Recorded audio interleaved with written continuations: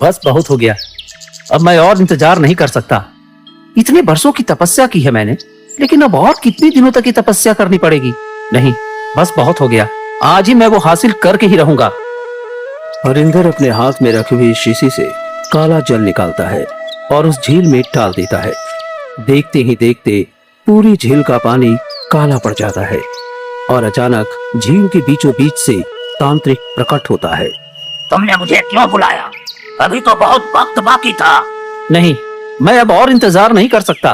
मूर्ख, मैंने तुम्हें कहा था कि अभी वक्त नहीं आया है।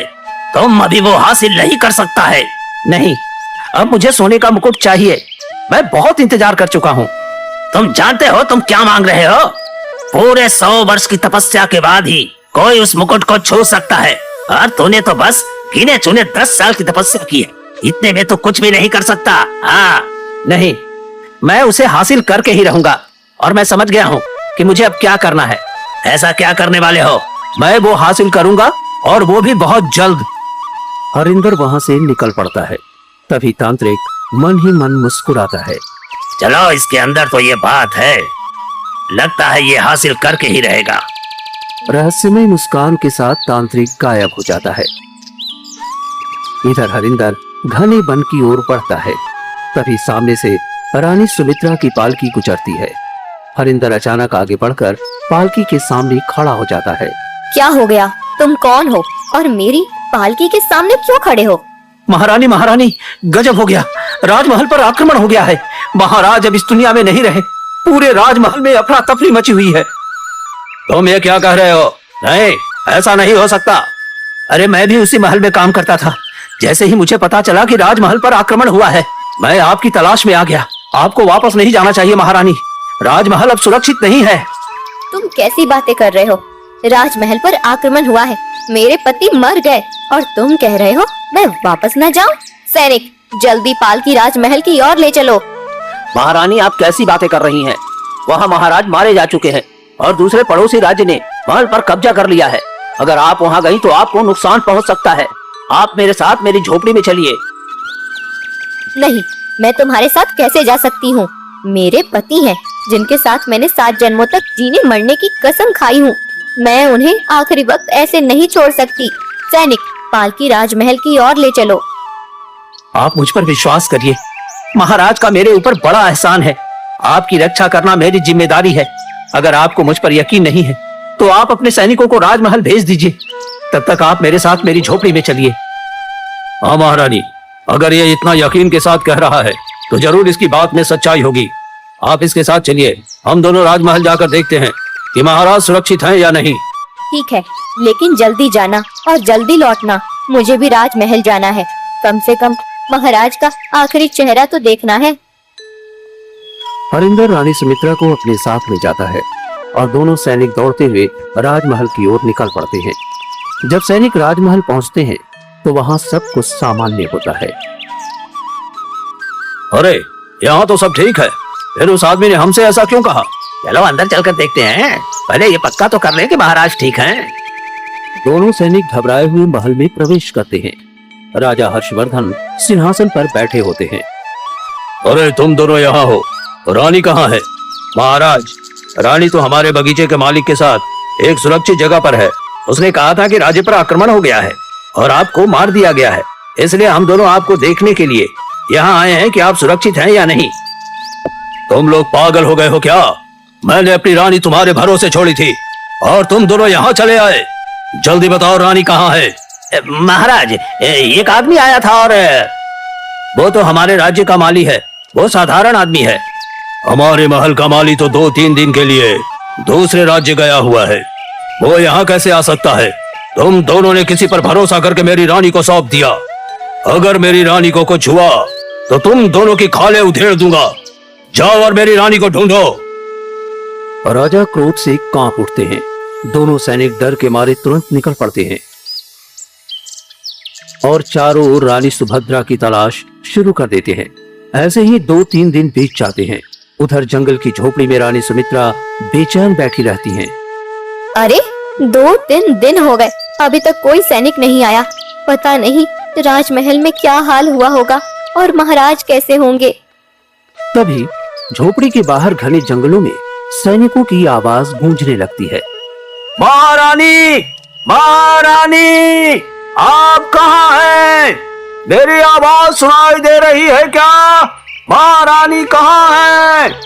दूर खड़ा हरिंदर ये सब देख लेता है। अरे, ये तो सैनिक यहाँ तक ढूंढते हुए आ गए। मुझे किसी भी तरह से रानी को इन सब की नजरों से दूर रखना होगा। हरिंदर अपने हाथ से वही शीशी निकालता है और झोपड़ी के चारों ओर वही तरल पदार्थ छिड़क देता है, जिससे पल भर में पूरी झोपड़ी अदृश्य हो जाती है। अब तुम लोग कितना भी ढूंढ लो, रानी तुम्हें कभी नहीं दिखेगी। मैंने उन्हें अदृश्य कर दिया है। हरिंदर जोर जोर से हंसता है और पेड़ के पीछे जाकर छुप जाता है। सैनिक चारों ओर उसे ढूंढते हैं, लेकिन रानी नहीं मिलती है और थक हार कर सैनिक वापस लौट जाते हैं। थोड़ी देर बाद हरिंदर झोपड़ी के अंदर आता है। अरे तुम आ गए? देखो 3-4 दिन हो गए, मैं अभी तक राजमहल नहीं गई। सैनिक भी कुछ बताने नहीं आए। मुझे राजमहल जाना है, मुझे जाने दो। ये तुम क्या कर रहे हो? तुम हंस क्यों रहे हो? मुझे राजमहल जाना है। नहीं, अब तुम राजमहल नहीं जा सकती रानी। मैं तो बस अपने चक्रव्यूह में तुम्हें फंसाना चाहता था और तुम उसमें पूरी तरह से फंस चुकी हो। हाँ, अब तुम्हें मेरे साथ ही रहना होगा और मुझे तुमसे एक चाहिए। तुम ये कैसी बातें कर रहे हो? पागल तो नहीं हो गए? मैं शादीशुदा हूँ, मेरा पति है। मैं अपने पति को धोखा नहीं दे सकती। मुझे यहाँ से जाने दो। अगर महाराज को पता चला तो वो तुम्हारा सिर कलम कर देंगे। अरे उन्हें पता चलेगा तभी तो मेरा सिर कटेगा। हाँ? मैंने जो मकसद सोचा है वो कोई और नहीं बल्कि तुम्हारा बच्चा पूरा करेगा। इसलिए मुझे तुमसे एक बच्चा चाहिए। पर मैं गर्भवती नहीं हूँ। भगवान के लिए मुझे जाने दो।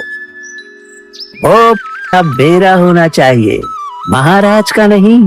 अब तुम कहीं नहीं जा सकते। हरिंदर जोर जोर से हंसने लगता है। रानी सुमित्रा रोते हुए जमीन पर गिर जाती है, लेकिन उसकी आवाज सुनने वाला कोई नहीं होता। उधर राजमहल में महाराज परेशान बैठे रहते हैं। महाराज, महाराज हमें माफ कर दीजिए। हम सब जगह ढूंढ चुके हैं, लेकिन रानी का कहीं पता नहीं चला। पता नहीं वो कहाँ धरती में समा गई या आसमान में। तुम्हारे भरोसे मैंने रानी को जंगल की ओर जाने दिया। हे भगवान, हे भगवान, न जाने मेरी रानी कहाँ और किस हालत में होगी। लेकिन कुछ भी हो जाए, मैं अपनी रानी को ढूंढ कर ही रहूंगा। समय धीरे धीरे बीतता है। देखते ही देखते 10 महीने गुजर जाते हैं। झोपड़ी में रानी सुमित्रा एक सुंदर से बेटे को जन्म देती है। मेरा बेटा कितना सुंदर है। मुझे माफ करना, मैं एक माँ हूँ। भले ही तुम मेरे पति की संतान नहीं हो, लेकिन तुम्हें मैंने जन्म दिया है। भले ही तुम किसी धोखेबाज की संतान हो, पर मैं तुम्हारी माँ हूँ। माँ कभी अपने बच्चे से नफरत नहीं कर सकती। मैं तुमसे बहुत प्यार करती हूँ। भले ही मेरे दामन पर दाग लगा हो, लेकिन मैं तुम्हें दिल से अपनाती हूँ। रानी बच्चे को गोद में लिए बैठी रहती है। तभी वहां हरिंदर आ जाता है और मासूम लेता है। ये तुम क्या कह रहे हो? मेरे बच्चे को मुझे वापस दे दो। मेरा बच्चा मुझे दे दो। नहीं, ये तुम्हारा नहीं, मेरा बच्चा है। मैंने इसके लिए पूरे 10 महीने इंतजार किया है। अब तुम मेरे किसी काम की नहीं हो। तुम यहाँ से चली जाओ। भगवान के लिए ऐसा मत करो। तुमने मेरे दामन पर दाग लगाया, लेकिन ये मेरा बच्चा है। इसी बच्चे के सहारे मैंने 10 महीने तुम्हारे साथ बिताए हैं। मुझे मेरा बच्चा दे दो। नहीं, इस बच्चे की मदद से मैं वो सब हासिल करूंगा जिसके लिए मैंने ये सब किया है। हरिंदर बच्चे को लेकर आगे बढ़ने लगता है। रानी सुमित्रा उसके पैर पकड़ लेती है। अरे छोड़ो मेरा पैर, मैंने कहा छोड़ो। आज के बाद तुम्हें जो करना है करो। अरे जियो या मरो, लेकिन मेरे रास्ते से हट जाओ। हरिंदर रानी को धक्का दे देता है और बच्चे को लेकर चला जाता है। नहीं, भगवान के लिए ऐसा मत करो। मेरे बच्चे को छोड़ दो। मैं उसके बिना नहीं जी सकती। बच्चा, मेरा बच्चा। रानी रोती बिलखती उसके पीछे जाती है। भागते हुए उसके पैरों में चोट लग जाती है और खून बहने लगता है, लेकिन फिर भी रानी पागलों की तरह भागती रहती है। तभी सैनिक उसे देख लेते हैं। महारानी, ये क्या, आप यहाँ पूरे 10 महीने बाद? रानी माँ चलिए, महाराज आपके लिए बहुत परेशान है। हमारी गलती की वजह से आपको इतना भटकना पड़ा। दोनों सैनिक रानी सुमित्रा को लेकर राजमहल पहुंचते हैं। राजा हर्षवर्धन उन्हें देखते ही पागलों की तरह दौड़ते हैं और रानी को गले से लगा लेते हैं। मेरी रानी, तुम 10 महीने कहाँ थी? मैं तुम्हें ढूंढते ढूंढते पागल हो गया था। महाराज, मुझे माफ कर दीजिए। मैं चाहकर भी आपसे दूर रही, लेकिन पहले मुझे मेरे बच्चे को ढूंढना होगा। वो इंसान मेरे बच्चे को लेकर चला गया है, वो उसकी देगा। रानी, ये तुम कैसी बातें कर रही हो? हमारी शादी के तो सिर्फ 2 ही दिन हुए थे, और वो भी 2 दिन मैंने तुम्हें छुआ तक नहीं, क्योंकि तुम्हारा माता रानी का पाठ चल रहा था। तो फिर तुम माँ कैसे बन सकती हो? तुम कैसी बहकी बहकी बातें कर रही हो? ये सुनते ही रानी सुमित्रा घुटनों के बल बैठ जाती है। वो फूट फूट कर रोने लगती है। तुमने कहीं वो तो नहीं किया जो मैं सोच रहा हूँ? मुझे माफ कर दीजिए महाराज, मैं आपको धोखा नहीं देना चाहती थी, पर मैं मजबूर थी। उस आदमी ने मुझे मजबूर किया था, और यह बच्चा उसी का है, पर मैंने उसे जन्म दिया है। मैं उसकी माँ हूँ, इसलिए मैं उसे ढूंढ रही हूँ। महाराज, मुझे मेरा बच्चा चाहिए। ये सुनते ही राजा हर्षवर्धन भी घुटनों के बल बैठ जाते हैं और वो भी फूट फूट कर रोने लगते हैं। रानी, ये तुमने क्या किया? तुम किसी और के बच्चे की माँ कैसे बन सकती हो? तुम तो मुझसे बहुत प्रेम करती थी। मैं तुम्हें बचपन से प्रेम करता था, फिर तुमने मुझे धोखा क्यों दिया? ये सुनकर सभी सैनिक मन ही मन हंसने लगते हैं। देखो, हम सब 10 महीने से परेशान रहे कि रानी कहाँ होगी, किस हालत में होगी, और यहाँ तो रानी ने दूसरा ही गुल खिला दिया। हाँ, तू ठीक ही कह रहा है। अरे कितने भी बड़े घर की रानी क्यों न हो, मर्द को देखकर फिसल ही जाती है। हमारे महाराज कितने अच्छे थे, फिर भी रानी 2 कौड़ी के इंसान के बच्चे की माँ बन गई। ये सारी बातें राजा हर्षवर्धन सुन लेते हैं। वो गुस्से से आग बबूला हो जाते हैं। राजा हर्षवर्धन रानी सुमित्रा का हाथ पकड़ लेते हैं। तुमने मेरी नाक कटवा दी, तुम अब मेरे महल में कभी नहीं रह सकती, और आज के बाद अपना ये मनहूस चेहरा मुझे मत दिखाना। नहीं महाराज, भगवान के लिए ऐसा मत कीजिए। मुझे मेरा बच्चा ढूंढ कर दे दीजिए। मैं अपने बच्चे के बिना नहीं रह सकती। हर्षवर्धन रानी को खींचते हुए महल से बाहर निकालते हैं। आज के बाद तुम मेरे लिए मर चुकी हो। राजा हर्षवर्धन रोते हुए वहां से चले जाते हैं। कुछ भी हो जाए महाराज, आपने मुझे गलत समझा, कोई बात नहीं। मैंने आपका दिल तोड़ा है तो आपका गुस्सा जायज है, पर मैं अपने बच्चे को ढूंढना बंद नहीं कर सकती। वो कोई पाप नहीं, वो मेरा बच्चा है और मैंने उसे जन्म दिया है। रानी सुमित्रा निकल पड़ती है। वो हर जगह तलाश करती है, लेकिन बच्चा कहीं नहीं मिलता। उधर हरिंदर बच्चे को लेकर 2 दिनों तक तप करता है। अरे 2 दिन हो गए, लेकिन अभी तक मुझे वो क्यों नहीं मिला? लगता है मुझे तांत्रिक महाराज के पास जाना ही होगा। हरिंदर बच्चे को उठाकर झील के किनारे पहुंच जाता है। वो शीशी से 2 बूंद पानी झील में डालता है, तभी तांत्रिक प्रकट हो जाता है। 10 महीने बाद मुझे फिर क्यों याद किया? देखिए, जैसा मैंने कहा था, मैंने रानी से वो बच्चा प्राप्त कर लिया। अब मुझे इस बच्चे से वो मुकुट चाहिए। बताइए, उसे कैसे हासिल करूं? अरे ये तो अभी 2 दिन का बच्चा है। इसे इस्तेमाल करने के लिए तुम्हें 7 साल इंतजार करना पड़ेगा। ये आप कैसी बातें कर रहे हैं गुरुदेव? मैं 7 साल और इंतजार नहीं कर सकता। तो भूल जाओ, क्योंकि 100 साल की तपस्या से मिलने वाली वस्तु अब 7 साल में मिल रही है, तो इंतजार तो करना ही पड़ेगा। ठीक है, अगर आप कह रहे हैं तो मैं 7 साल भी इंतजार करूंगा और इसकी अच्छे से परवरिश करूंगा। हरिंदर बच्चे को लेकर अपने कबीले में पहुंच जाता है। सभी कबीले वाले बच्चे को देखकर इकट्ठे हो जाते हैं। अरे हरिंदर, इतने सालों बाद आया और बेटा भी साथ लाया। हाँ अम्मा, ये मेरा ही बेटा है और अब हम इसी कबीले में रहेंगे। ये बच्चा कोई साधारण नहीं लग रहा। कहीं इसी से तुम वह हासिल करने वाले हो जिससे हमारे कबीले का भला होगा? हाँ, आपने सही समझा। मेरे पिता ने इसी के लिए अपने प्राण दिए थे और मैं उनकी आखिरी इच्छा पूरी करूंगा। ठीक है, फिर हम सब तुम्हारे साथ हैं। पूरा कबीला खुश हो जाता है। धीरे धीरे वक्त बीतता है। देखते ही देखते 7 साल गुजर जाते हैं। इन 7 सालों में हरिंदर रोहित से बेइंतहा प्रेम करने लगता है। रोहित भी हरिंदर से बहुत प्रेम करने लगता है। फिर एक दिन, पिताजी 7 वर्ष हो गए, मैंने कभी अपनी माँ को नहीं देखा। मेरी माँ कहाँ है? अरे बेटा, तुम नहीं जानते, तेरी माँ तो जन्म लेते ही इस दुनिया से चल बसी। तब से मैंने पूरी कोशिश की कि तुम्हें माँ और पिता दोनों का प्यार दे सकूं। पर पिताजी, माँ मुझे कैसे छोड़कर जा सकती है? जब तुम इस दुनिया में आया तभी वो चली गई। लेकिन चिंता मत कर, मैं तुम्हें कभी अकेला छोड़कर नहीं जाऊंगा। और सुनो, आज मैं जंगल से लकड़ियां काटने जा रहा हूँ। मैंने तुम्हारे लिए खाना बनाकर रख दिया है, तुम खा लेना। जी पिताजी, मैं खा लूंगा। रोहित झोपड़ी में बैठ जाता है और हरिंदर बाहर निकल जाता है। बेटा, अब तो वो मुकुट हासिल करने का वक्त आ गया है। हाँ, मैंने सोच लिया है मुझे क्या करना है। हरिंदर थोड़ा आगे बढ़ता है, तभी एक बड़ा सा सांप आकर उसे काट लेता है। अरे हरिंदर बेटा, ये क्या हो गया? अरे ये क्या हो गया? अरे रोहित बेटा, बाहर आओ, देखो तुम्हारे पिताजी को एक सांप ने काट लिया। रोहित झोपड़ी से भागकर बाहर आता है। क्या हुआ अम्मा? मेरे पिताजी को क्या हो गया? बेटा देखो, तुम्हारे पिताजी को एक सांप ने काट लिया। अब तो तुम्हारे पिताजी नहीं बच सकते हैं। नहीं, ऐसा नहीं होगा। मैं अपने पिताजी को मरने नहीं दे सकता। मैंने पहले अपनी माँ को खो दिया, मैं अपने पिताजी को नहीं खो सकता।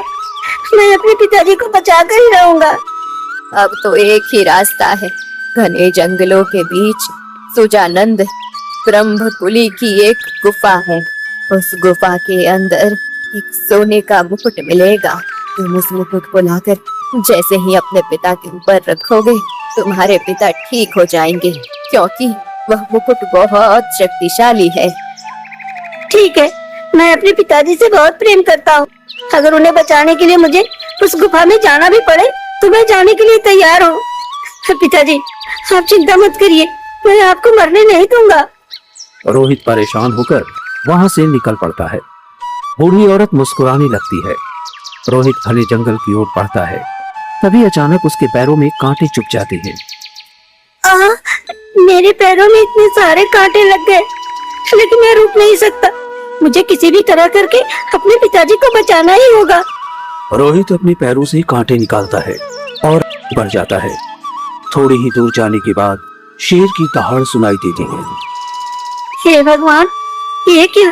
ये तो शेर की दहाड़ने की आवाज है। अगर वो मुझे खा गया तो मैं पिताजी को कैसे बचाऊंगा? लेकिन मैं वापस नहीं जा सकता।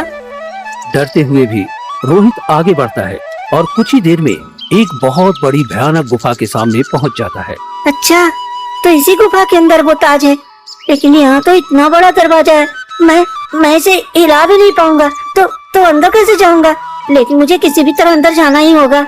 जैसे ही रोहित दरवाजे के पास जाता है, वो विशाल दरवाजा अदृश्य हो जाता है। ये क्या? इतना बड़ा दरवाजा अचानक गायब हो गया। मतलब मैं सच में इसके अंदर जा सकता हूँ? रोहित गुफा के अंदर चला जाता है। उसके सामने दोनों ओर हीरे और मोती भरे हुए दिखाई देते हैं। इतना सारा खजाना मैंने अपने पूरे जीवन में कभी नहीं देखा। अगर ये मिल जाए तो पिताजी की सारी गरीबी दूर हो जाएगी। रोहित आगे बढ़ता है, लेकिन तभी रुक जाता है। नहीं, मैं लालच नहीं कर सकता। मैं यहाँ ताज के लिए आया हूँ। मुझे पहले पिताजी को बचाना होगा। थोड़ा आगे बढ़ने पर एक पत्थर पर सुनहरे रंग का ताज चमकता हुआ दिखाई देता है। हाँ, यही वो ताज है जिसे पिताजी के सर पर रखते ही वो ठीक हो जाएंगे। जैसे ही रोहित ताज उठाने लगता है, एक आवाज उसके कानों में गूंजती है। नहीं, ऐसा नहीं हो सकता। तुम झूठ बोल रहे हो। रोहित ताज अपने सिर पर पहन लेता है और गुफा से बाहर निकल जाता है। जैसे ही वो कबीले में पहुंचता है, बूढ़ी औरत सामने आ जाती है। अरे बेटा, तुमने सच में वो ताज हासिल कर लिया, लेकिन तुमने उसे अपने सिर पर क्यों पहन रखा है? जल्दी से अपने पिताजी के सिर पर रखो। नहीं, मैं इसे अपने पिताजी के सिर पे नहीं रखूंगा। अरे तुम ये कैसी बातें कर रहे हो? तेरे पिता ने तेरे लिए क्या नहीं किया? इतने वर्षों तक तुझे पाल पोस कर बड़ा किया और अब वो मर रहा है। नहीं, कुछ भी हो जाए, मैं ये ताज अपने पिताजी को नहीं दूंगा, क्योंकि ये ताज किसी और का है और जिसका है मैं उसी को दूंगा। बेहोश पड़ा हरिंदर ये सब सुन रहा होता है। ये कैसा मेरा बेवकूफ बेटा है? मैं मर रहा हूँ, फिर भी ये मुझे ताज नहीं दे रहा। अचानक वही सांप रोहित के सामने आ जाता है। मैं जानता हूँ तुम कौन हो। तुम अपने असली रूप में आ जाओ। तेज रोशनी फैलती है और सांप तांत्रिक बनकर प्रकट हो जाता है। ये तुम क्या कर रहे हो?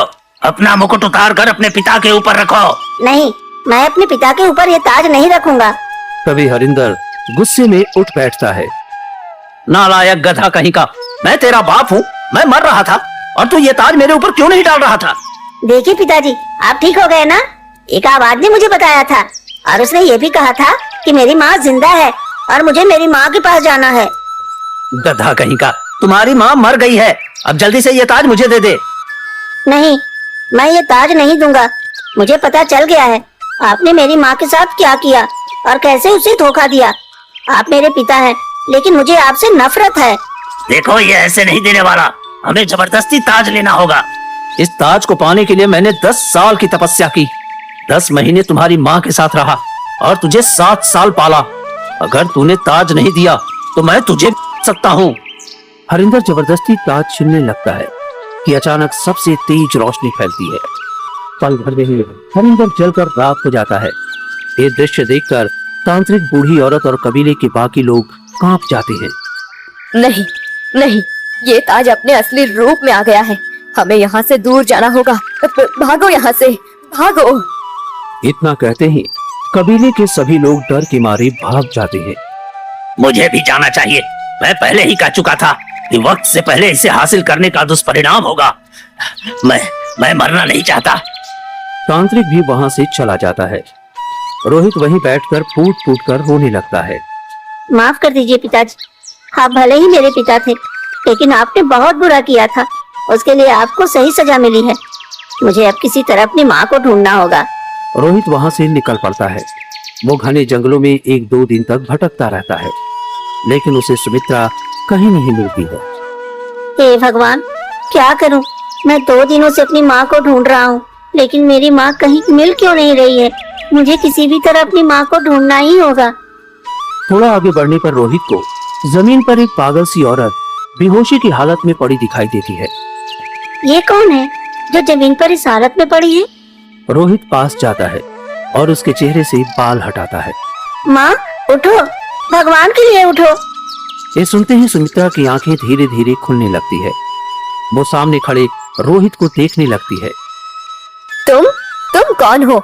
मुझे सब याद आ गया है कि तुम्हारे साथ क्या हुआ था और पिताजी ने तुम्हारे साथ कितना अत्याचार किया था। मेरा बेटा मुझे मिल गया। मैं 7 सालों से पागलों की तरह तुम्हें हर जगह ढूंढती रही, लेकिन तुम कहीं नहीं मिले। तुम सच में मुझे मिल गए। मुझे आज बहुत खुशी हो रही है। माँ, अब हमें राजमहल वापस जाना चाहिए। पिताजी हमारा इंतजार कर रहे होंगे। बेटा, ये कैसी बातें कर रहे हो? मैं महाराज का सामना नहीं कर सकती। मैंने जो पाप किया है उसका प्रायश्चित कभी नहीं होगा, इसलिए हम राजमहल नहीं जाएंगे। हम यहीं अपना जीवन बिता लेंगे। नहीं माँ, मुझे तुम्हें तुम्हारा स्थान दिखाना है। तुम मेरे साथ चलो। तभी सुमित्रा की नजर अचानक रोहित के सिर पर पड़े ताज पर जाती है। उसकी आंखों में डर और हैरानी एक साथ उतर आती है। ये ताज तुम्हारे पास कैसे आया बेटा? माँ चलो ना, राजमहल में पहुंचकर मैं तुम्हें सब बता दूंगा। बेटा, महाराज ने मुझे धक्के मारकर राजमहल से निकाल दिया था। मैं ऐसे में वहाँ कैसे जाऊँ? मुझे नहीं जाना। माँ, मैं आपको अपनी कसम देता हूँ, आपको मेरे साथ राजमहल चलना ही होगा। रोहित सुमित्रा का हाथ पकड़कर राजमहल की ओर बढ़ जाता है। वर्षों बाद राजमहल की चौखट पर सुमित्रा के कदम कांपते हैं। अरे देखो देखो, पूरे 7 साल बाद फिर रानी आ गई। महाराज ने मना किया था कि दोबारा कदम मत रखना, और आज किसी बच्चे के साथ आई है। कहीं यही तो वो पाप नहीं है जिसके कारण महारानी को निकाला गया था? चलो चलकर देखते हैं। दरबार में सन्नाटा छा जाता है। जैसे ही सुमित्रा और रोहित सामने आते हैं। तुम यहाँ क्या कर रही हो? मैंने कितनी बार कहा था कि दोबारा इस राजमहल में कदम मत रखना। मुझे माफ कर दीजिए महाराज, मैं नहीं आना चाहती थी, लेकिन ये मेरा बेटा मुझे यहाँ लेकर आया है। अच्छा, तो यही वो पाप है जिसके कारण मेरे कुल का अपमान हुआ। लेकिन ये क्या, इसके सिर पर तो ये ताज है। हाँ पिताजी, ये वही ताज है जो मुझे उस रहस्यमयी गुफा में मिला था। जब मैंने इस ताज को छुआ तब वहाँ की हवाओं ने मुझे सारी सच्चाई बता दी। ये ताज कितना अमूल्य है और मेरी माँ के साथ कितनी बड़ी नाइंसाफी हुई है। चाहे वो व्यक्ति मेरा पिता ही क्यों न हो, उसने मेरी माँ के साथ गलत किया और इसमें मेरी माँ की कोई गलती नहीं है। राजा हर्षवर्धन कांपते हुए घुटनों के बल बैठ जाते हैं। ये वही ताज है जिसके बारे में हमारे ग्रंथों में लिखा है। वर्षों पहले कहा गया था कि एक ऐसी रानी होगी जिसके दामन पर दाग लगेगा, लेकिन उसी रानी की संतान इस ताज को धारण करेगी। वो कोई साधारण ताज नहीं है। जिसके सिर पर ये ताज जाता है उसके राज्य को कभी नुकसान नहीं होता। और आज इसी ताज की वजह से हमारे राज्य का श्राप समाप्त हो गया। महाराज, ये कैसी बातें हैं? कैसा श्राप और कैसा ताज? वर्षों पहले हमारे राज्य में एक महान साधु आए थे। उन्होंने ये ताज हमारे पूर्वजों को दिया था ताकि राज और प्रजा की भलाई हो, लेकिन मेरे दादा लालच में अंधे हो गए। उन्होंने इस ताज के घमंड में मासूम औरतों और लड़कियों पर अत्याचार किया। उसी पाप के कारण इस ताज पर श्राप लग गया और ये अदृश्य होकर इसी गुफा में कैद हो गया था।